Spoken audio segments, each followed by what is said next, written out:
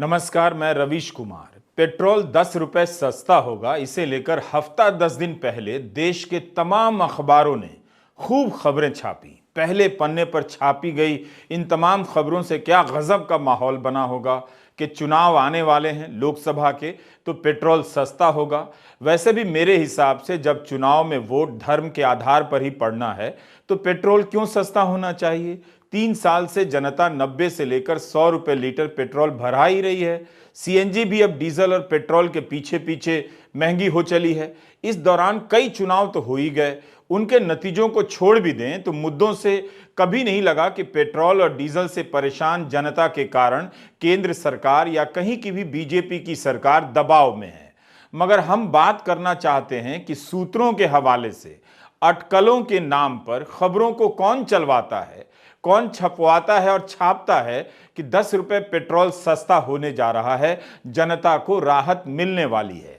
आप ही देखिए इन हेडलाइन से कैसे समा बांधा गया कि मोदी सरकार जनता को राहत देने जा रही है। पीएमओ और वित्त मंत्रालय के अधिकारियों के साथ बैठक हो गई, जल्दी ही राहत की घोषणा होगी। यह सूत्र भी कैसा है जो इतने सारे अखबारों को, चैनलों को खबरें दे रहा है मगर सामने आकर आधिकारिक घोषणा नहीं करता। तो क्या ये सारी खबरें प्लांट यानी प्रोपेगेंडा के तहत छपवाई गईं? अगर ऐसा नहीं है तो इस तरह की खबरें कहां से आ जाती हैं? कई जगहों पर एक ही तरह की हेडलाइन है, खबरों में एक ही तरह की सामग्री है। क्या यह समझा जाए कि कोई बहुत ध्यान से इन खबरों को छपवा रहा है ताकि उसकी जगह जनता का ध्यान ही ना जाए कि उस दिन की असली खबर कहां गायब हो गई। इतने सारे अखबारों में ये खबरें कैसे छपी जिसे खुद पेट्रोलियम मंत्री हरदीप सिंह पुरी कह रहे हैं कि यह सब अटकलें हैं और इस तरह की रिपोर्ट किसी शरारत का हिस्सा लगती हैं। बताइए, जिन खबरों से सरकार का गुणगान किया जा रहा है उन्हीं खबरों को सरकार के मंत्री अटकलें और शरारतपूर्ण बता रहे हैं। खबरें छपी हैं कि तेल कंपनियों के साथ बैठक हुई है, लेकिन मंत्री जी कह रहे हैं तेल कंपनियों के साथ कोई बैठक नहीं हुई। तो यह है भारत सरकार के मंत्री की नजर में भारत के मीडिया की साख और उसका हाल। यह सवाल मामूली नहीं है कि इतने सारे अखबारों और चैनलों की वेबसाइट पर एक ही तरह की खबर कैसे छपती है कि 10 रुपए तक पेट्रोल सस्ता होने वाला है और उसे कुछ दिनों के बाद पेट्रोलियम मंत्री शरारत करार देते हैं और नकार देते हैं। तो यह मीडिया किसके साथ शरारत कर रहा है, किसे गुदगुदा रहा है? अखबारों में छपने वाली और चैनलों पर चलने वाली खबरों से अंदाजा हो जाना चाहिए कि इस देश में जनता को कैसे हांका जा रहा है, भरमाया जा रहा है और भटकाया जा रहा है, किस तरह से माहौल बनाया जा रहा है। अब केंद्रीय मंत्री हरदीप सिंह पुरी कह रहे हैं तेल के दाम को घटाना संभव नहीं क्योंकि हम बेहद उथल पुथल के दौर से गुजर रहे हैं, तेल के दाम कम नहीं होंगे। क्या मीडिया अपनी इन खबरों के लिए माफी मांगेगा? मंत्री के खंडन के बाद कहेगा कि उनकी खबरों में कोई शरारत नहीं थी, 10 रुपए लीटर कम करने की बात हुई थी और यह किसी बैठक में तय हो रहा था। जाहिर है गोदी मीडिया अब इस पर चुप रहेगा, कन्नी काट जाएगा। वैसे गोदी मीडिया चाहे तो हरदीप सिंह पुरी को उनका ही यह पुराना बयान याद दिला सकता है। ज्यादा पुराना नहीं है यह बयान, उन 10 दिनों के भीतर तो नहीं दिया गया जब मीडिया 10 रुपया लीटर सस्ता करने की खबरें छाप रहा था। पेट्रोलियम मंत्री हरदीप सिंह पुरी ने जयपुर में राजस्थान में विधानसभा चुनावों के दौरान पेट्रोलियम मंत्री हरदीप सिंह पुरी ने जयपुर में कह दिया कि राजस्थान में अगर बीजेपी सत्ता में आ गई तो देश के बाकी हिस्सों के बराबर यहां पेट्रोल और डीजल के दाम हो जाएंगे। अगर चुनकर आ गए तो राजस्थान में पेट्रोल 11 रुपए 80 पैसे तक सस्ता हो सकता है। आखिर मंत्री जी 11 रुपए 80 पैसे के हिसाब से कैसे पहुंचे? जरूर किसी के साथ बैठक हुई होगी, किसी अधिकारी ने बताया होगा।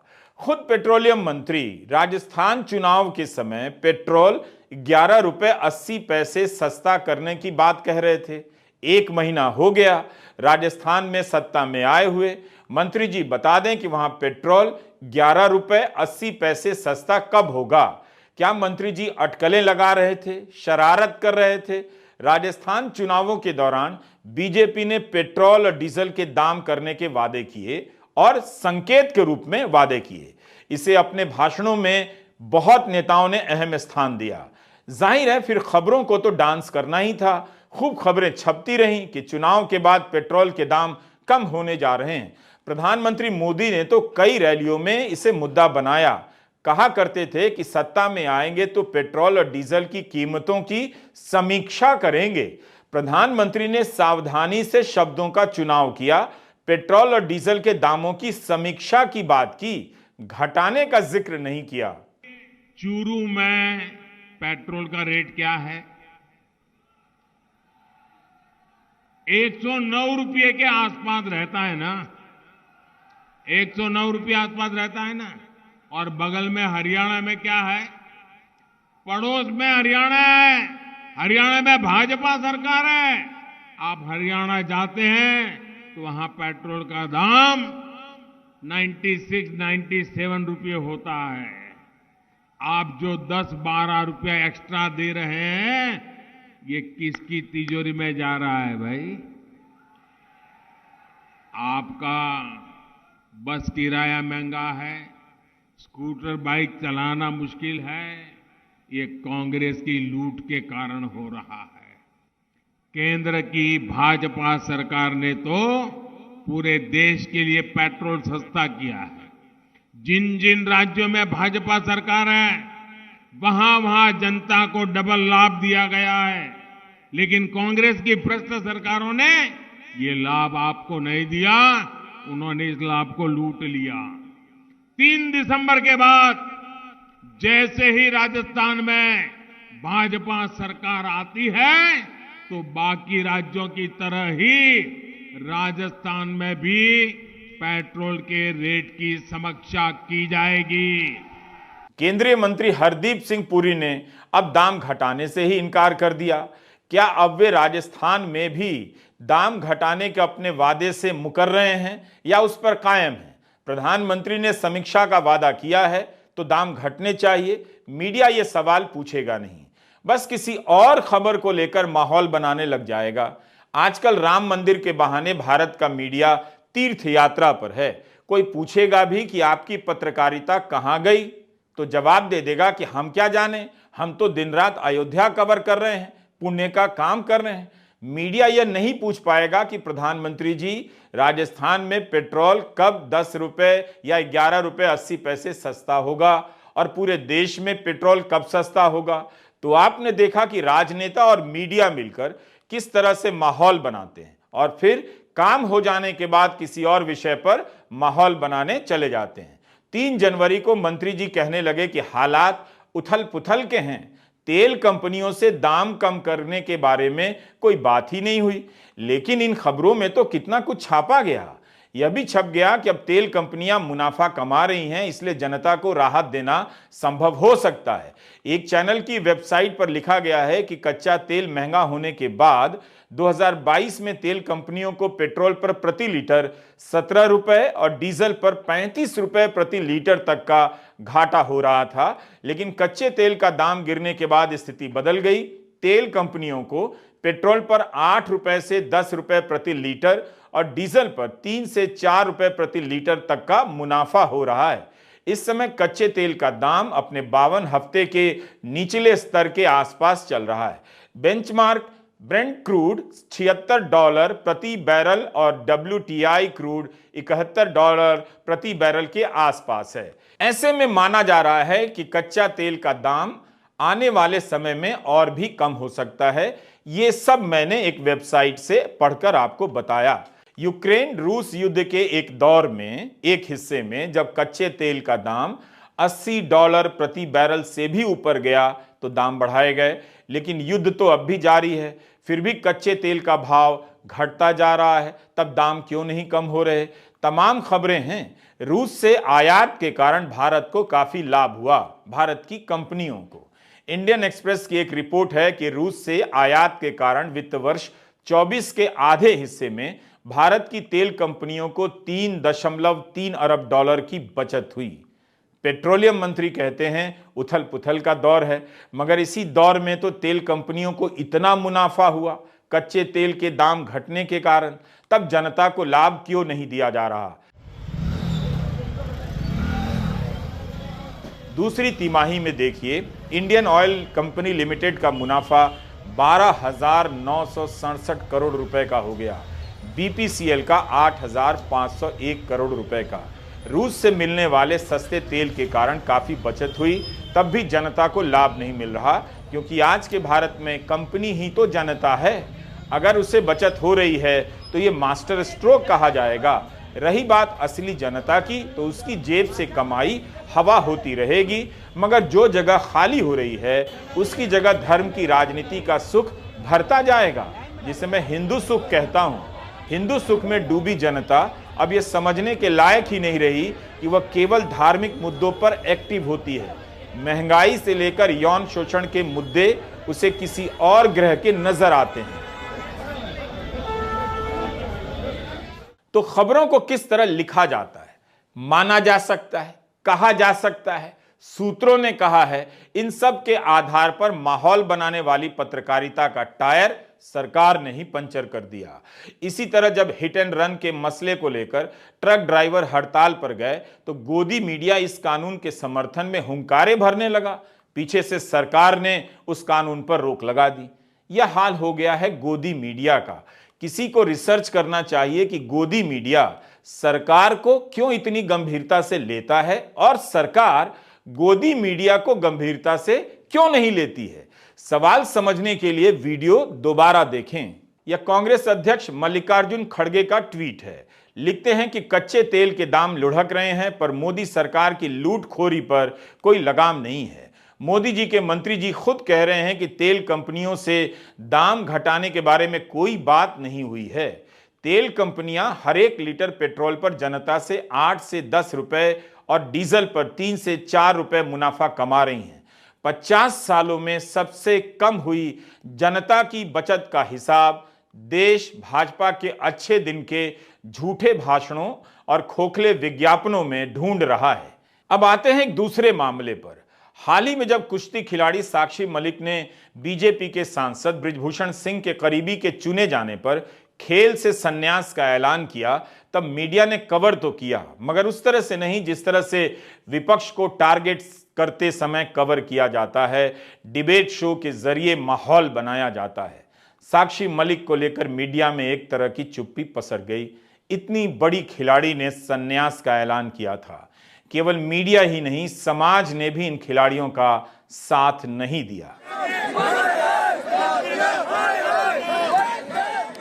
अब ये वीडियो देखिए। ये इन खिलाड़ियों के खिलाफ जंतर मंतर पर प्रदर्शन आयोजित किया गया है, उसका वीडियो है। बजरंग पूनिया, विनेश फोगाट, साक्षी मलिक अंतर्राष्ट्रीय स्तर के खिलाड़ी रहे हैं, लेकिन ये लोग कौन हैं जो इन खिलाड़ियों के खिलाफ पोस्टर लेकर आए हैं? कह रहे हैं कि इनकी वजह से कुश्ती की प्रैक्टिस नहीं हो रही है, खेल पर असर पड़ रहा है। खुद बजरंग पूनिया ने ट्वीट किया था कि ओलंपिक में कम समय रह गया है, कुश्ती की प्रतियोगिताएं आयोजित नहीं हो रही हैं, लेकिन यहां तो इन तीनों के खिलाफ ही धरना प्रदर्शन का आयोजन कर दिया गया। तो इस देश में इस तरह से माहौल बनाया जाता है। भारतीय कुश्ती संघ ने कहा है कि वह अपने निलंबन के खिलाफ चुनौती देगा। उसे निलंबन मंजूर नहीं, तो इस संगठन के लोग सरकार को भी चुनौती दे रहे हैं। इनकी ताकत के आगे इन महान खिलाड़ियों को लेकर अब ऐसे ही पोस्टर निकाले जाएंगे। इससे यही पता चलता है कि हिंदू सुख में जनता पतन के और भी निचले पायदानों पर अपना शीश नवाने के लिए बेताब है। हमारी कुश्ती ये गेम जो है बिल्कुल बंद हुए पड़े, इसलिए हमें प्रोटेस्ट करना पड़ रहा है। उसे खोलो, हमारे कंपटीशन कराओ। हमारे साल खराब हो रहे, समय खराब हो रहा है, मेहनत खराब हो रही है, पैसा खराब हो रहा है। इस टाइम में हमें प्रैक्टिस करनी चाहिए, इस टाइम में हम खड़े। खबरों को कैसे गायब किया जा रहा है और किस तरह से उनकी जगह दूसरी खबरें लाकर माहौल बनाया जा रहा है, हम इस वीडियो में इसी पर जोर दे रहे हैं। भारत के अखबारों से ऐसी खबरें अब गायब होती जा रही हैं जिनमें कोई सूचना हो, भीतर की बात का अंदाजा मिलता हो। जो सत्ता में है उनके लिए यह शानदार स्थिति है, मगर ऐसी स्थिति आप पाठकों के लिए अच्छी नहीं है। अब आपको 2 ट्वीट दिखाता हूं, दोनों प्रधानमंत्री के कार्यालय और प्रधानमंत्री की तरफ से ट्वीट किए गए हैं।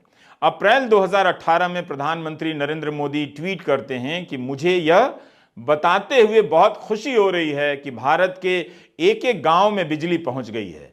यह ट्वीट 2018 का है। अब आप यह दूसरा ट्वीट भी देखिए, आज ही यानी 4 जनवरी को प्रधानमंत्री कार्यालय की तरफ से किया गया।